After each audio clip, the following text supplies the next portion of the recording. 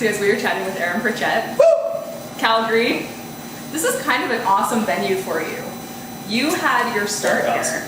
Yeah, I really did. Yeah, I mean, I played the clubs for a long time in Vancouver, but when it comes to taking the career to a next level, this was the place. It was the Palace in Calgary, downtown Calgary, and it's been a place where I won a talent search in 2001, and from there, my career took off. I got to record a song called Consider This, and then shot a video for it, and it was my first video ever. Here we are today. I don't know, 20-something video, 30? Almost 30. It's been a lot of videos. Yeah, long time. So how nostalgic was it jumping on that stage again? It was pretty cool. You know, back then, that was 16 years ago. So to me, it was like this massive stage. Then I get out there today, and it's like, well, it's a really big stage, but we played a lot bigger since. So you don't really think like, wow, this is such a huge stage. I forgot how big it is. It's more like back then it was so big, and the theater itself seems so much bigger as well. But as soon as you get the people in, it's like, yeah, I remember this now. Yeah. I remember it well. It was an amazing crowd tonight. Yeah, it was awesome. It was a lot of energy. Tons. And Lynn, who was behind me, she wanted to know how big of a rock influence you have, since it was like a really rocking show. Yeah, I grew up with rock and roll. Back in the 70s, 80s, late 70s, early 80s. I listened to a lot of Loverboy, Trooper, a lot of Canadian influences, you know, in country rock music, but my country sort of came around in the late 80s, so up till then it was like, you know, like you heard, Def Leppard, Van Halen, AC/DC, a lot of them, yeah, tons of them. So lots of different. Still is now, yeah. So you're kind of wearing something a little bit special up here. Yes. So what was going through your head when you were ambushed on stage? Yeah. We'll say ambushed, because that's that's kind a of good way to put it.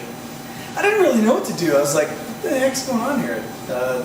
Some rodeo girl's coming up. I don't know who she is. Oh, okay, I know who she is now. I recognize her. Yeah.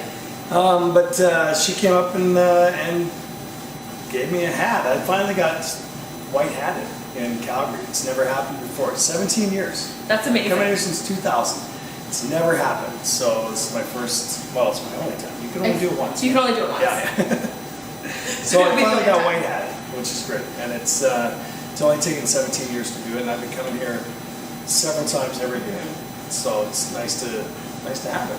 I'm gonna cherish this thing. So this whole white hatting kind of stemmed from a conversation back in October-ish. Oh yeah. And I think you know where this question's going. Well, go ahead and ask it. Okay. So Mama Cheryl behind the camera, she asked you what was better, being screeched in Newfoundland, Right. or being white-hatted in Calgary, and you hadn't been white-hatted at that point. I had not been white-hatted. So what's the answer now? So well, at the time I was like, well, there's no comparison because I've never been white-hatted. I've been screeched in twice in Newfoundland and then Labrador, which is, you know, those people are a little sensitive about that out there. But I had never been white-hatted, and here I am now. And this process was on a much grander scale. Yeah, just a little bit. Yeah, when I was screeched in, it was in a bar in St. John's, Newfoundland, and then in a bar in Goose Bay, Labrador. So it was a little different process, but this was like on a huge scale. So and I got cool. I got to bring a hat home. You got a hat, and you didn't have to kiss fish. No, I You didn't have to kiss cod. Or a puffin's ass. Or a puffin's ass. That's right. I didn't remember that. That's good. So you've already had a pretty killer year. Yeah, so far. The song, Mama's Boy. Yeah. No, yeah, I am like... You like it? I love it. Good. I love it. Where did the inspiration for that video come from? Well, as soon as I heard the song, because I didn't write the song, but as soon as I heard it, I'm like, this is going to resonate with a lot of people. You know, wedding season, proposing season, that kind of thing. As well as just with, you know, women who have sons and they love their sons. You know, daddies who have daughters that they just can never let go of. But the video came. It was sort of a thing where I was like, you know, I'm about equality. That's my whole thing.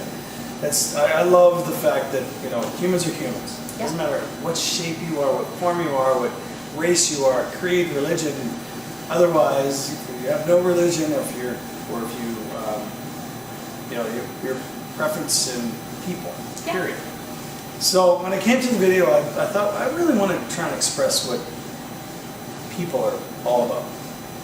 So not just, you know, a mama's boy meets a daddy's girl and they Yeah.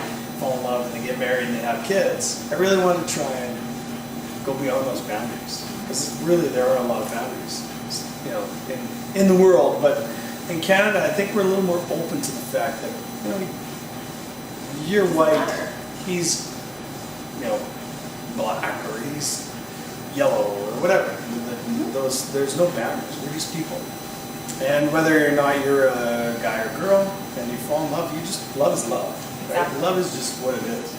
So I can't take that away. So I really wanted to express that in the video, and I wanted people to be able to relate to that. And I think in Canada, it's like I have to admit, I thought I might get a little negativity back from that.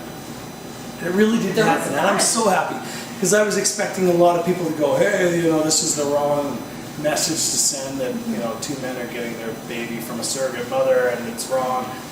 But instead in Canada, we were like, you know, that's awesome. That's cool that you said that, because it hasn't been said yet. And I don't know, it was something that I had this idea at one point. It was like, I'm going to try this, because I think it needs to be said.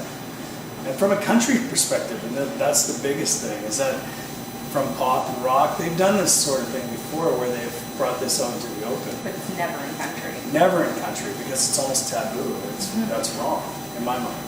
And the greatest reaction was no reaction. Yeah. So I love that. Fantastic video. Thank you. Fantastic. Thanks. So what is next for Aaron Pritchett, other than this crazy weekend? Yeah, I got a really crazy weekend coming up. I got 2 shows, July 1st, Canada Day, in Ontario, 5 hours apart. It's crazy. And then the next show is in Castlegar on the 2nd, so it's a really crazy weekend. I got a new single coming out. It's called VW Bus, and it's from the album Score, which is out now on iTunes. But yeah, other than that, the single's coming out in probably 2 weeks or so.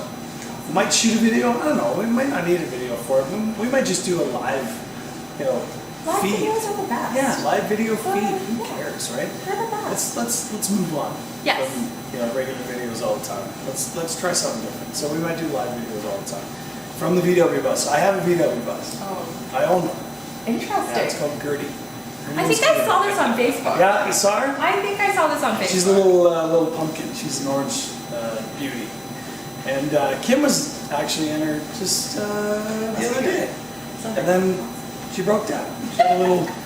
I didn't do it. Yeah. She She broke a toenail. So yeah. So Kim was in Gertie the other day, and now she's getting all tuned up, and we're gonna take her out to Saskatoon, I think, in September. So gotta get her ready. And then the single's called VW Bus. Works out perfect. Exciting. Yeah. Thanks so much for chatting. My pleasure. It's It was always good. nice. Absolutely. Yeah. Thank you very much.